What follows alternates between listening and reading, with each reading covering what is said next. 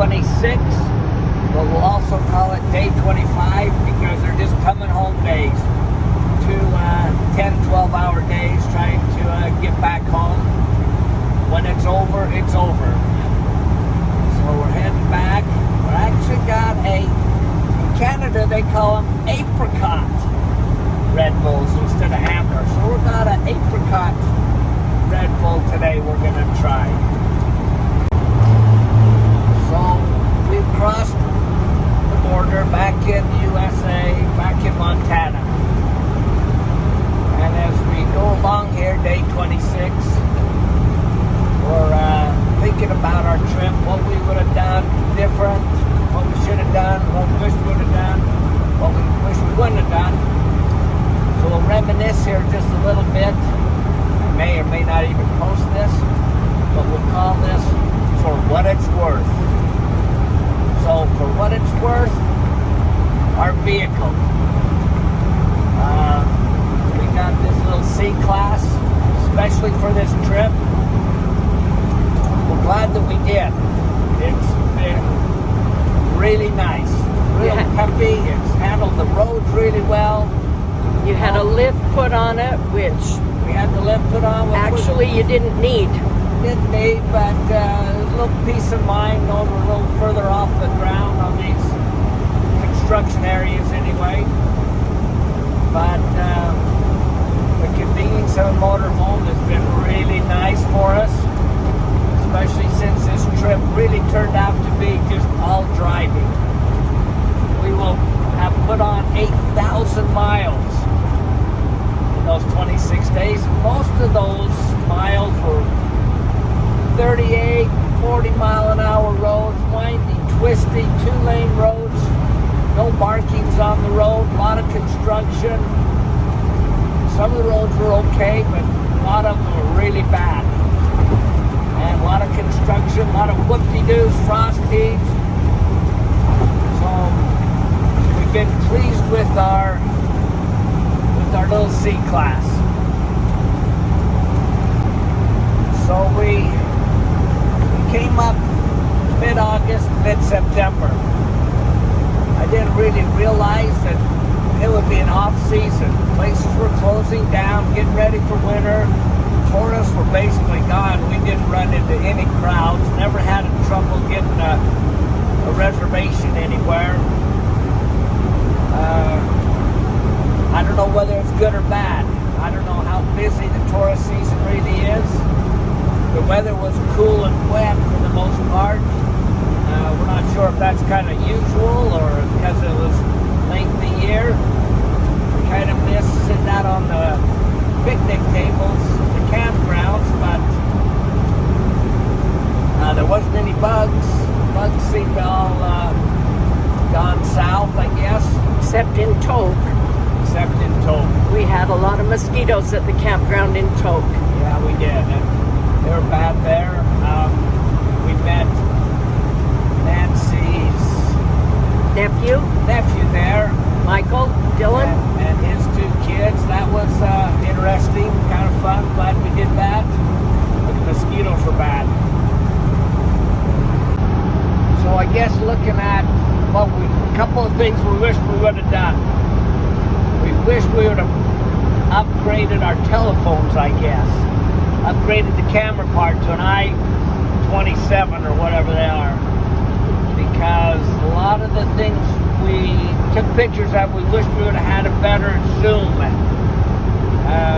Sparkson had a really newer camera and they were able to zoom in on things like bears and moose and fish swimming upstream. So we kind of wish we'd have done that. We're glad we didn't really go out and get a big, huge telephone and camera with a big, huge lens because we got into the YouTube thing. Now, our very first YouTube was day 1. I didn't know anything about it. Thank goodness Kelsey talked us through it. So I'm not much of a YouTuber, but I learned a lot really fast. Next time, we'll have to have some more classes from Kelsey. I'm glad we did the YouTube. A little better phone camera would have been better. So, something I wish we would have done, but we didn't know about it. But I'm glad it turned out the way it did. Okay, for what it's worth, our campgrounds. For the most part, our campgrounds were okay. We pretty much stayed in paid RV campgrounds with hookups. Some of them are okay. I think the 3G or Triple G in Fort Nelson was the best. It had a restaurant and gift shops, and it was pretty nice. I could have stayed there a few days. Others were somewhere between not so good and darn right scary. I think the scariest one was Liard Hot Springs. Man, that was nothing but a junkyard they put us in. But for the most part, campgrounds were okay. Kind of gravelly, not very well kept up campgrounds, but we had a spot, we had hookups. I guess a lot of people, especially when it's busy, there's all these turnouts on the Alcan Highway and even the Alaskan Highway where you just pull over and people spend the night there. And I think they've probably been okay if there was other people there, but where we were off season, I was a little scared, just off the road, hundreds of miles from the nearest town, spending the night there. So I hesitated to do that. We stayed in one provincial state campground. They're outside Destruction Bay, and it was really nice, but no hookups. But for the most part, they were easy to get to, and they were okay. Okay, for what it's worth, the food we ate at, we never really found a great restaurants and stuff that we ate at. Down in Homer, we ate at Captain Patty's. That was good fish. We ate a Boston pizza a couple of times. We did have a delicious burger and fries. Was that around? Somewhere we had a good burger and fries. Chinese food. Chinese food was everywhere. Yeah, everywhere we went, there was Chinese restaurants. We ate a couple of those. They were okay. We ate out of our RVs a lot. Sparks, they know how to cook. We had some good food at our campgrounds a few nights. We shopped. That was an experience. Walmart's a whole different animal up here, I'll tell you. Canadian Tire. We like Canadian Tires, but that's a Home Depot type deal. The Walmart's, you gotta pay to use a shopping cart. They don't have bags to put your groceries in. It was really weird. No place in Canada has those plastic shopping bags. I guess they're outlawed up here, so that was a little different. But we ate good. We didn't go hungry. Our fridge was always packed. And then we'd go to the store and buy something else or go out. But there was no Alpine House up here, I'll tell you that. No cheese enchiladas. Oh, the further north you go, forget Mexican food.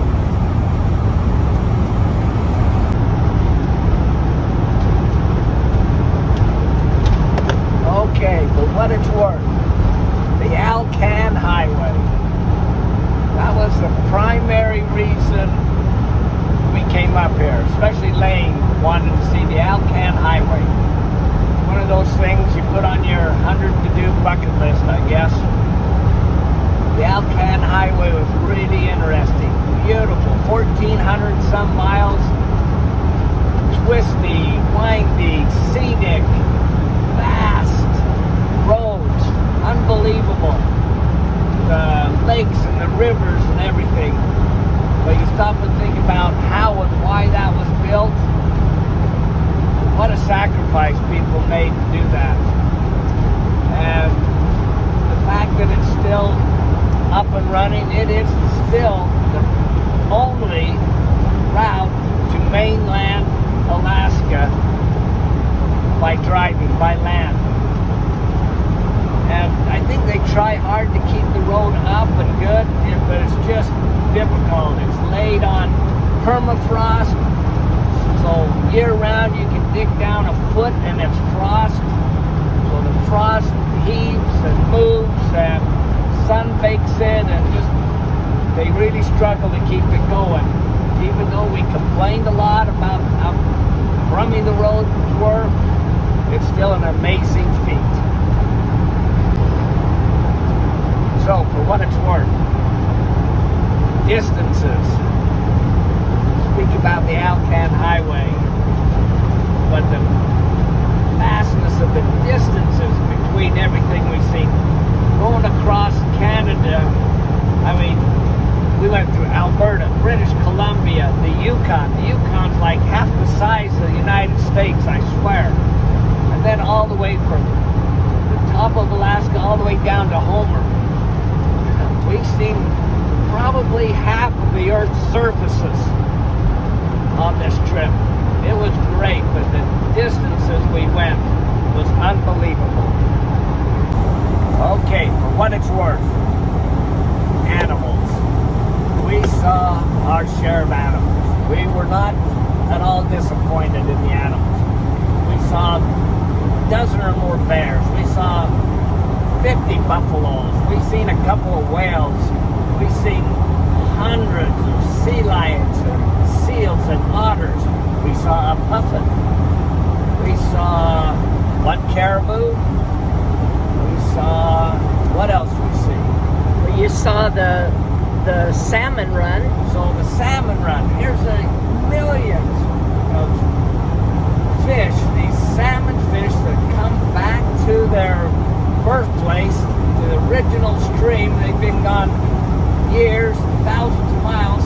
They come back and swim up these streams until the streams are no more. They just run out of water and die. It's amazing.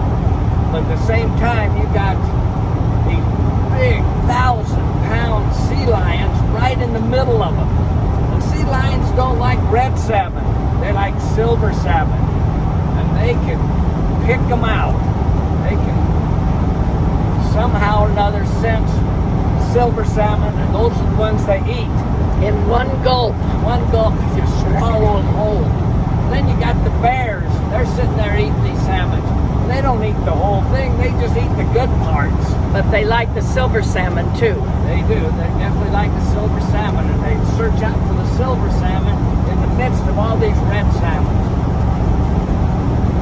Nature is the great provider.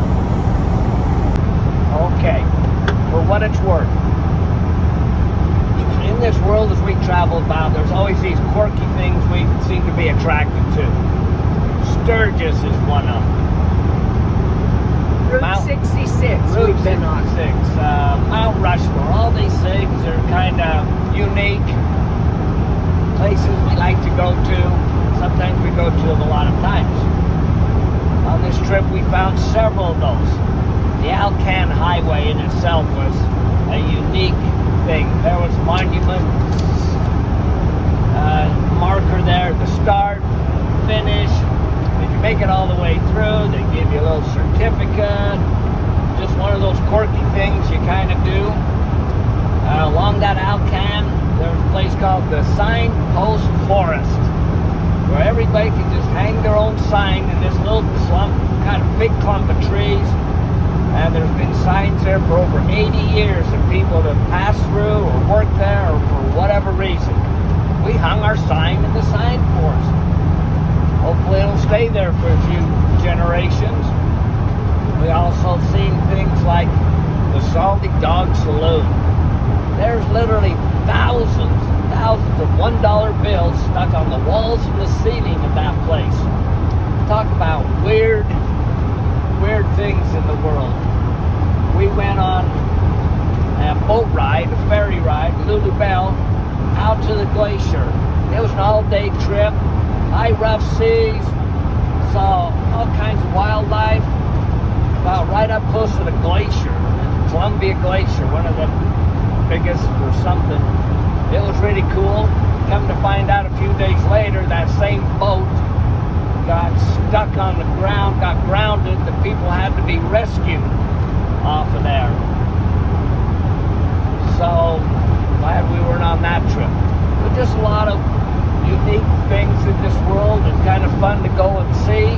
Just to say you've seen them, I guess. For what it's worth.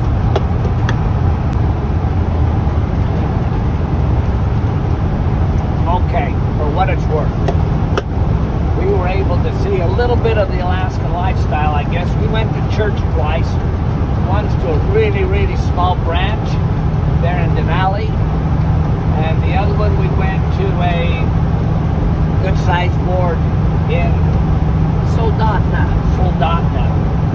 And there we ran into one of our YSA members when we were at the YSA board there in Logan. She invited us over to her home. Kind of got a little complicated there. Kind of reminded me of something our kids would do without telling us.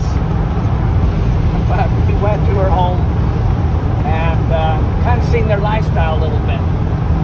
So Liz's mother and Liz, I guess, they're not only your typical housewife mother. She's a pilot. They own a plane. They go fishing. I mean, not just your typical lake fishing. They got a fishing boat. They go out in the ocean, go halibut fishing. Fill the freezer. Fill the freezer with halibut. I mean, they're just really into the whole nature, I guess, of Alaska. They go hunting. You got to see the pictures of the moose and the caribou and things that they hunt and the things that they fish, and it was a whole different lifestyle. Really impressive. They're allowed to kill 5 bear a year. 5 black bear. If you're a resident in Alaska, you can kill up to 5 black bear a year. I don't know why you'd want to do that. They're kind of cute. But a little different lifestyle. Whole different lifestyle. It was interesting and fun. I'm glad we did that. I'm glad that Liz invited us into her home. Their home and their setup was beautiful. It was. Absolutely beautiful. Sat right on a lake. Their boat dock and driveway went right down to the lake. Their home was beautiful, totally heated with wood, and very, very, very self-reliant. They have a cabin out on the ocean, beachfront somewhere, that the only way you get to it's by the boat. And Liz and her mother just hopped in the boat and took off out in the ocean to winterize it. And took the baby with them. And yeah, took a little 1-year-old baby with them. Pretty rough lifestyle, I guess, but they love it. So, for what it's worth, Alaska in this area we went through is vast. I don't mean half vast, it is vast. You look at Alaska on the map, and it looks like it fills up the page just like Montana or Utah would. But in reality, you can get 4 or 5 Montanas in the state of Alaska. You can get 3 or 4 Montanas in the province of the Yukon and British Columbia. This area is huge and big, and it takes forever to drive through. The distances are remarkable, but the scenic and the beauty of it is unbelievable. The Yukon is just nothing but mountains and rivers and valleys and lakes, and there's more moose in Yukon than there is people. So it was quite an experience to see it all. You look at little maps and, oh, I can just buzz through that. It's like going from home to St. George.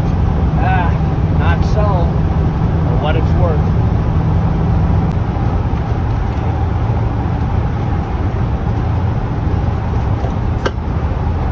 I better wrap this up before you go to sleep. A couple of things we wish we would have done, we'd do differently if we was to do it again. There's some places I kind of wanted to go. I honestly thought we could do this in a month. Sparks figured on 6 weeks. As we planned it way out ahead, okay, 4, 5, 6 weeks, but as we got closer to it, we had a lot of things on our plate still. A lot of little problems at home. It's hard to leave, but partway through it, my mother and sister kind of took a turn for the worse, so brought us home even a week earlier than we planned. But wish we'd kind of went to Skagway. We've been there before. We wanted to go there again. There was Dawson City. We didn't make it to. The road wasn't very good, so we kind of talked ourselves out of it. That Kennecott mining area, Whittier, a few things we kind of planned on going. We never made it. We actually bought walking sticks and walking boots and hiking boots. Thought we were going to go on a couple of hikes back to some glaciers. We didn't make that either. But overall, we had a good time. It was great. Definitely things we'll remember all of our lives. The glaciers, the bears, the salmon. They were fantastic. In all honesty, you could easily plan all summer up there. A lot of people do it. If you could get the time off and the peace of mind, that'd be a great thing to do. But I think overall we had a good time. We'll always remember it. We thank the Sparks for helping us along here. Wouldn't have done it without them. I don't know what else, Nancy. Anxious to get home. Yeah, we're anxious to get home. We got a lot of things to do when we get there. But for what it's worth, we had a great time.